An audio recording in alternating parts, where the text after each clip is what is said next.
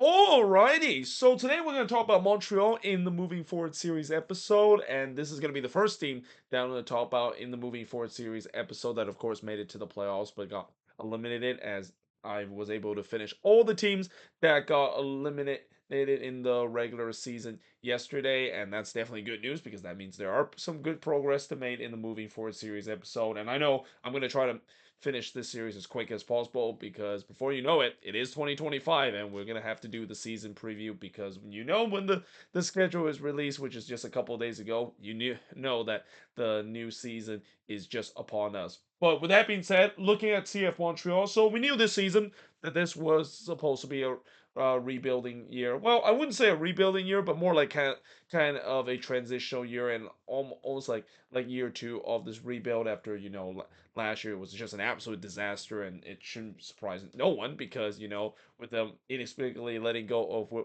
Wolf Nancy, we knew that this team was going to take a huge step backwards. And this season, it seems like they kind of try to clone Wilfred Nancy by bringing one of his assistant in Laurent Courtouis. In some way, there were definitely some progress that is being shown, especially it seems like Courtois is trying to implement that same style that Nancy, of course, did with Montreal. And in theory, it kind of worked that time, but also it didn't quite work in most because again, when you look at this Montreal team and the roster that Laurent Courtois get to work with, it is way less talented compared to the talent that Wilfred Nancy, of course, will work just a couple of years ago when he was the boss of CF Montreal.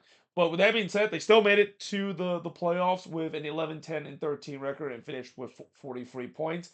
They scored 48 goals this season, but they gave up 64 goals this season. Yeah, there were a couple of games where Montreal they lose by a very bad margin, and I would say that for Montreal this season when they lose games, yeah, they lose badly. There are a couple of blowouts that they of course lose in some of the games this season, and as a result, that's why the goal differential is so ugly with a minus 18 goal differential. But despite that, they finished eighth in the Eastern Conference, and as I said, they made it to the playoffs, and they're probably one of the worst team to ever make it to the playoffs when you look at goal differential. I think only the San Jose Earthquakes that I remember back in 2017. Remember that team made it to the playoffs with a minus 22 goal differential, and that team, the reason why they just about back into the playoffs is because like this Montreal team that suffer a couple of big blowout losses. That team also suffer a couple of bit of blowout losses, especially when Chris Leach was taking charge of that team on an interim basis to end the season. But with that being said, despite the fact that they made it to the playoffs, it was a short playoff for them. In fact, they got eliminated in the playing round again. When you make it to the playing round as a wild card, I mean, does that really count as making the playoffs? I guess for some people it does. But yeah, they got eliminated by Atlanta United in the play-in round, and of course they lost in a PK shootout. Though they definitely show a lot of resilience in that game. I mean that game they were 2-0 down against Atlanta United. They were playing one of the worst games that they played throughout the season, but they're one of their the king of Atlanta decided to rescue them in Joseph Martinez. And speaking of which, that's going to be a play that we're going to be talking about for Montreal and how, yeah, it was kind of this is kind of an interesting decision for them to not decide to re-sign him, despite the fact that he was really the only difference maker of this team, especially in the goal scoring department throughout the season. But with that being said, looking at the last five seasons for Montreal, so last season they finished in 10th place with a 12-5-17 record and finished with 41 points. Obviously, they did not make it to the playoffs, but that was just such a dysfunctional year that Montreal has, especially under Hernan Losada. It just didn't feel like it fit from the beginning, and not surprising, it didn't work out, and they miss out on the playoffs.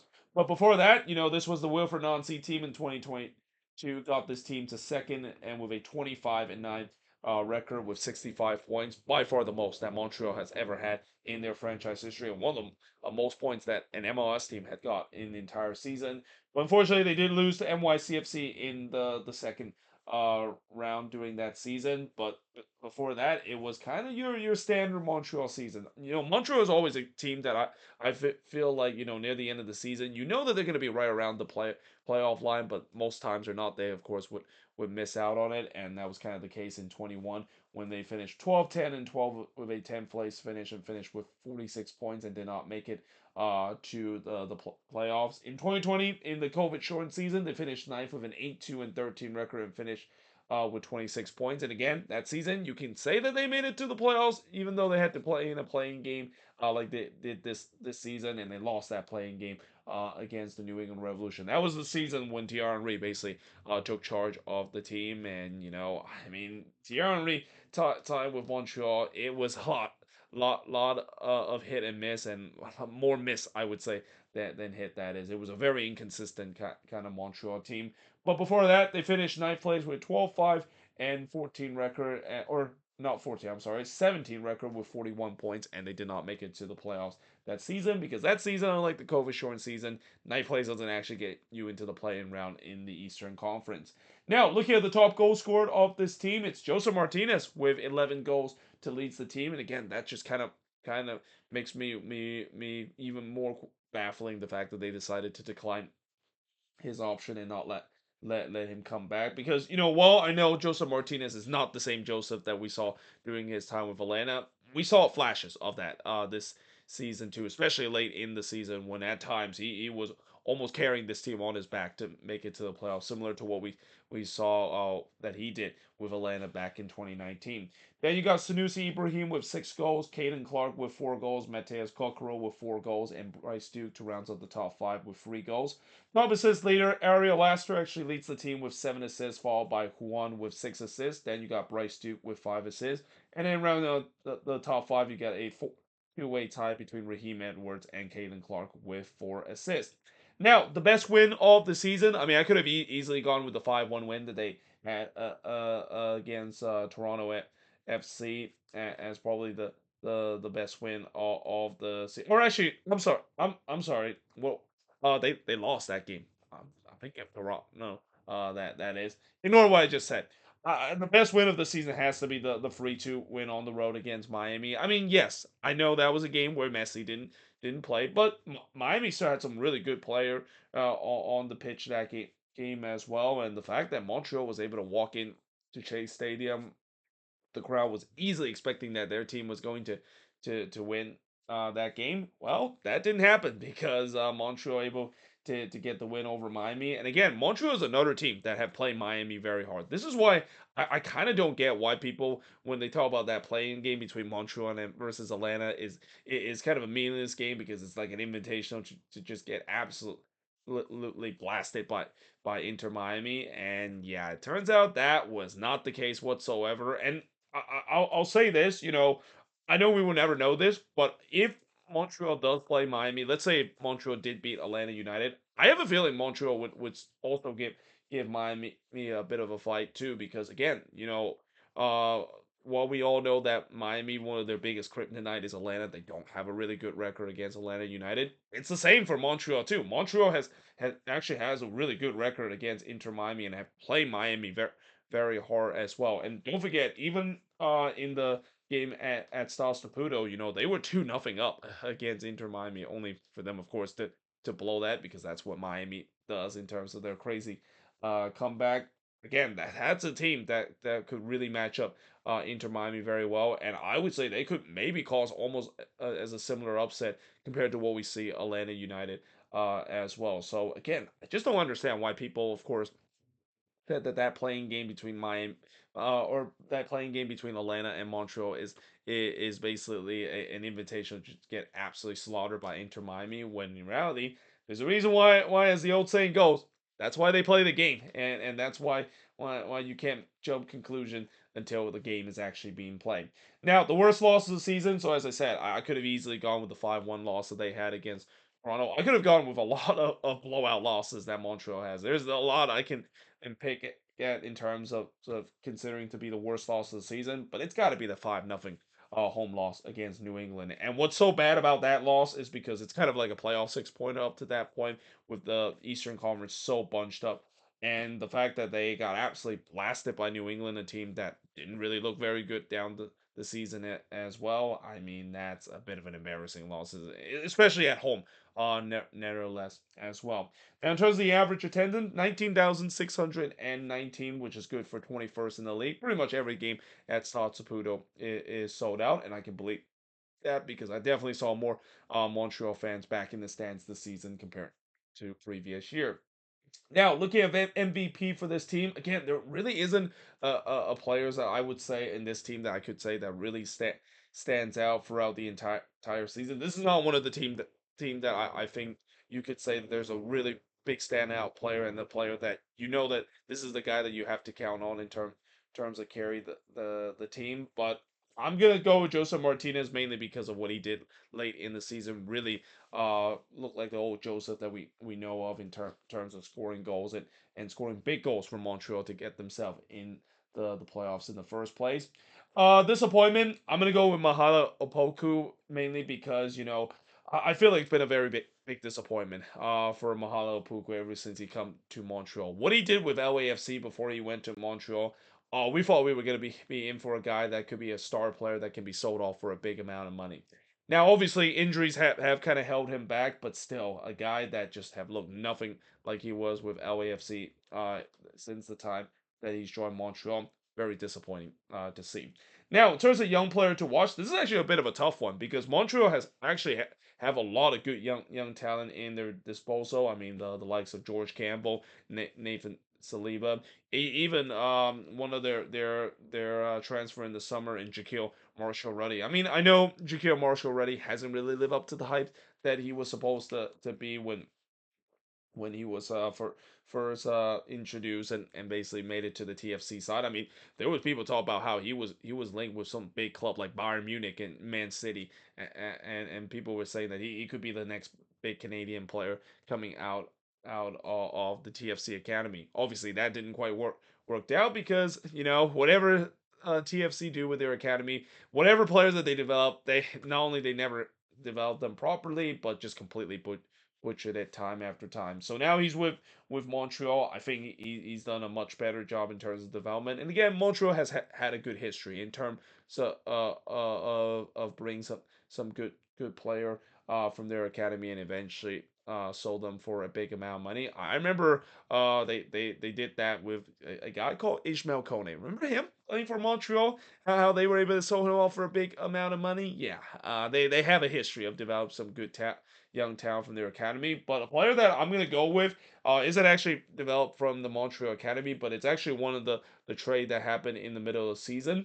And that, of course, is Caden Clark. And again, as a Minnesota United fan, do I regret letting go of Caden Clark to Montreal? No, I don't regret it mainly because, and this is not the first time we have seen a Minnesota player gone to Montreal and had relatively success. I mean, we saw Mason Toy did it, and he had relatively success with Montreal at time as well. And I think, with Caden Clark, it is pretty clear the reason why it didn't quite work out with Minnesota is that he just never fits the Eric Ramsey system, especially where he was asked to play. It's just not his natural 10 position that he wants to play. Well, Montreal decided to give him a chance to play in that natural 10 position, and Lord and behold, I mean, it worked out as a treat. And this is a guy that I still think that he is a very bright talent. I mean, yes, his growth has definitely stagnated in the last couple of years, but from what we saw in his early days with Montreal, looked like he discovered the guy that he was when he was with the Red Bulls a couple of years ago. A guy that not only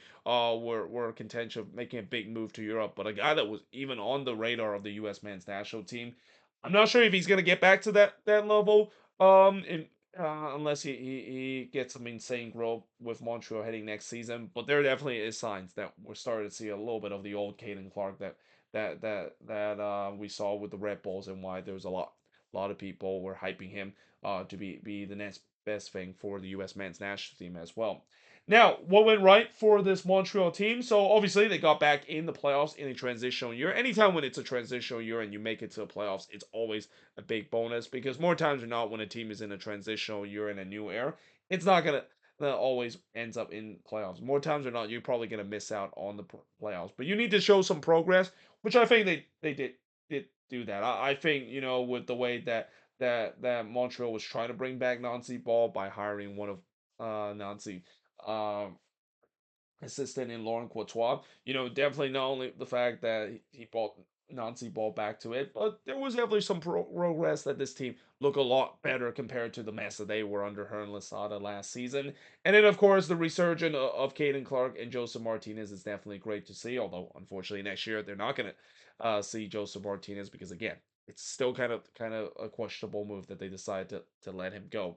So what went wrong for this Montreal side? So as much as I talk about all the positive thing about this team making some progress, yeah, off the field, it was a big problem. I mean, off the field, especially in the front office, man, what a mess it was. And there's a reason why as much as this Montreal team can produce all kinds of talent and able to get a good head coach as well, it kind of really doesn't matter because Montreal is kind of almost in the same situation as the San Jose Earthquakes are in, where they have a very bad owner that tends to mess things up and also be very cheap in Joey Saputo. I mean, I mentioned before, behind John Fisher, I think Joey Saputo is probably right up there in terms of the worst owner in MLS right now. In fact, probably might even do a power rankings in terms of looking at the best owner and the worst owner in MLS uh, later on. But yeah, off the field, it was an absolute mess. The way that Joey Saputo kind of messed up the team with some baffling decision, especially firing their longtime sporting director Olivier Renier in the middle of the season. Even though he was doing relatively well, yeah, it was just such a mess that this team was involved. The defense, of course, still sucks, and again, I think the main reason why the defense still suck is one, when you look at this team, especially with the way that Laurent Courtouis trying to implement Nancyball. Remember the early days of Nancyball when Wilfred Nancy was trying to introduce that with Columbus? That Columbus team was not a good defensive team whatsoever. And the principle of Nancyball means that at times you are going to make mistakes at the back and defense are going to be a little bit sloppy and especially getting caught because of how much they push forward upfield. And yeah, when you have a defense that is not that good already in the previous season, and now you try to implement this system where you really need to rely on a really good disciplined defense, it's no surprise why the defense absolutely sucked this year and once again conceded 60 plus goal.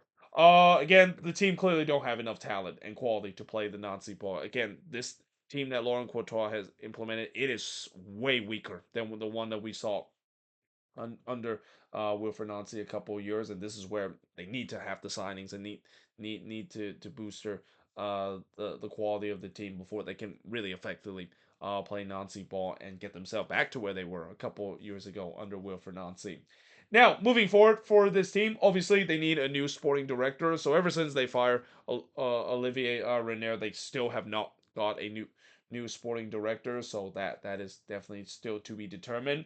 They definitely need a 9 or a 10 or both in terms of this offseason. I mean, the big issue for this team this season is still in terms of the playmaking ability. And again, notice when I mentioned in terms of MVP of there's really no standout player, mainly because there's really no standout player in terms of the playmaking department that I usually put as an MVP. So that's gonna be something that they'll look at. I mean, I guess theoretically they can keep playing Caden Clark as a number 10 and he can continue to shine through, but still, I do think that they do need another quality number 10. But most importantly, they need a quality number 9 as well. I mean, with them letting go of Joseph Martinez, they lose a lot of goals for him heading into the next season. And in fact, I feel like this offense and this attack feels like it's completely downgraded after the loss of Joseph Martinez compared to what you should think that they should be upgraded heading into next season. And then, of course, the last thing moving forward is that, and this is a hope that Montreal fans probably is not going to see, and that, of course, is hopefully their owner doesn't tamper the team and make baffling decision. I mean, again, he is definitely the one of the reason why he's holding back this team. I mean, imagine if Montreal actually have a good ownership and a ownership that is willing to spend and invest in the team.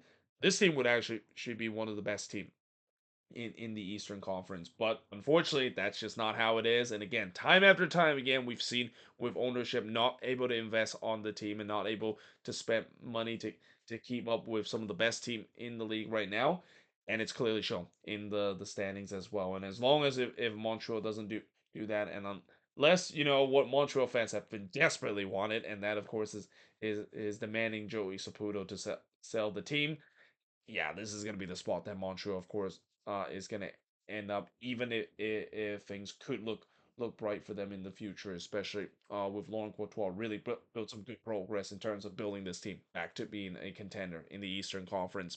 But there you have it. That is pretty much it in terms of looking at this moving forward series about Montreal. As always, let me know in the comments below what do you think of this moving forward series episode. And if you're a Montreal fan, what do you think is the MVP, disappointment, young player to watch? What went right? What went wrong? And most importantly, moving forward, how is this team going to look heading into next season? But until then, hope you guys enjoyed this video, and I will see you guys next time.